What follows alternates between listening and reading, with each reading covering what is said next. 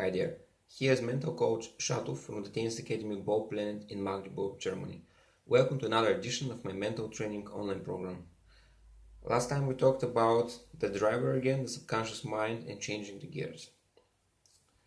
Today we're continuing again with the same example, and we're furthering the discussion with something that I had already told you in the previous session, in the sessions on mental training.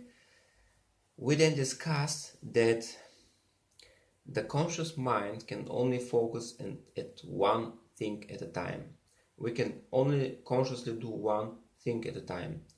The example that I gave you back then was with the reading a book, and I told you that we are not able to read the book and multiply numbers at the same time. It's not possible. We are either reading the book or we are multiplying the numbers. We can't do both of them simultaneously, or we stop reading, then we calculate, and then we continue reading. But it's one after the other, it's not simultaneously. And the conclusion out of it is that we need it.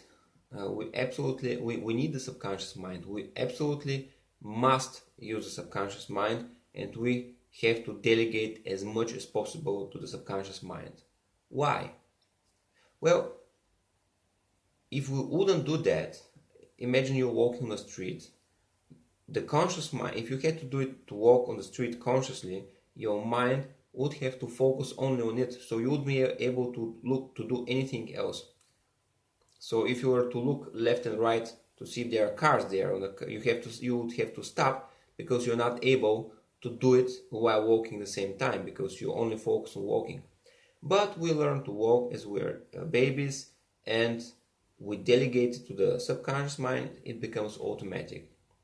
And then as we're walking and we're still babies, and our parents are holding our hand, and we say boo, ga, and show something, and our parents explain to us what it means, and thus they teach us language.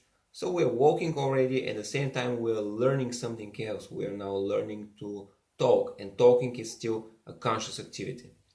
But then after a couple of years we learn to talk, so now we can walk and we can talk at the same time.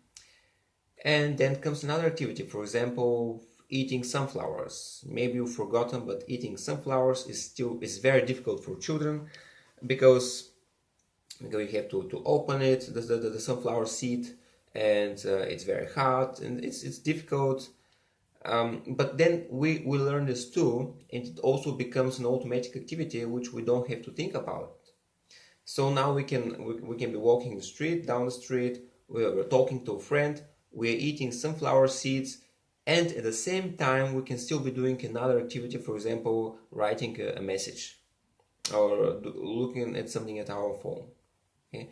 So this is efficiency. If we only constrain ourselves to our conscious minds, we will only be able to do one thing at a time. When we delegate to the subconscious mind, we can perform many activities at the same time. So it's not just it's efficient.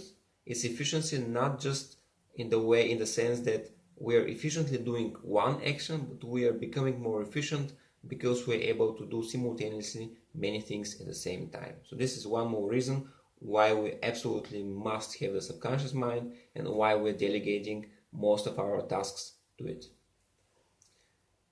That was for today. Till next week.